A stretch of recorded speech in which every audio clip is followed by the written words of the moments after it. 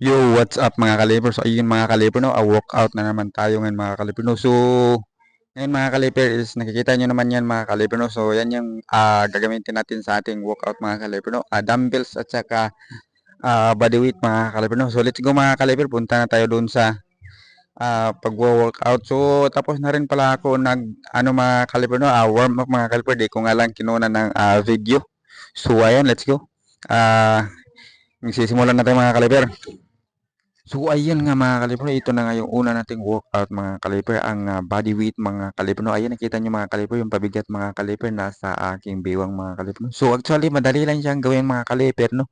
So easy lang siya mga kaliper, no. Pero napaka-effective ng workout na ito mga kaliper, no. So kung wala kayong ganyan mga kaliper, may mabibili naman sa TikTok mga kaliper o di kaya sa Shopee mga kaliper. So puntahan nyo lang mga kaliper, no. So 8 trips and 4 sets ito mga kaliper, no? So ulitin ko, 8 trips and 4 sets ito mga kaliper, no? So ayun mga kaliper. So ngayon mga kaliper ay natapos na tayo sa ating unang workout mga kaliper. So mapunta na tayo doon sa sunod nating workout mga kaliper, no, na gagawin. So ngayon ipapakita ko na sa inyo mga kaliper, no, at gagawin ko na.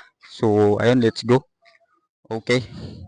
So, ayun nga mga kaliber, dito nga mga kaliber, ay mapunta na tayo doon sa dalawa nating workout na gagawin mga kaliber. So, dalawang workout lang yung gagawin natin ngayon mga kaliber sa workout na ito.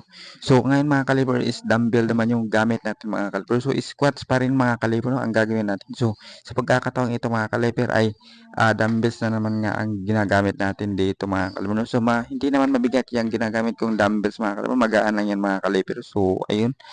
So, 3 sets ito mga kaliper, no? Tapos 8 trips. So, ayun, 3 sets, 8 trips. So, madali lang siyang gawin mga kaliper, no? Pero napaka-effective din ng workout na ito mga kaliper. So, dito nga mga kaliper ay in-slow mo ko mga kaliper para mas makita nyo mga kaliper. So, ayan.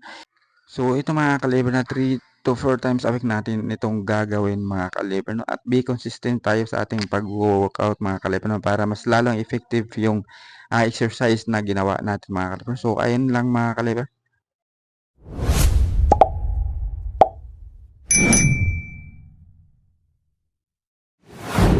Thank you for watching.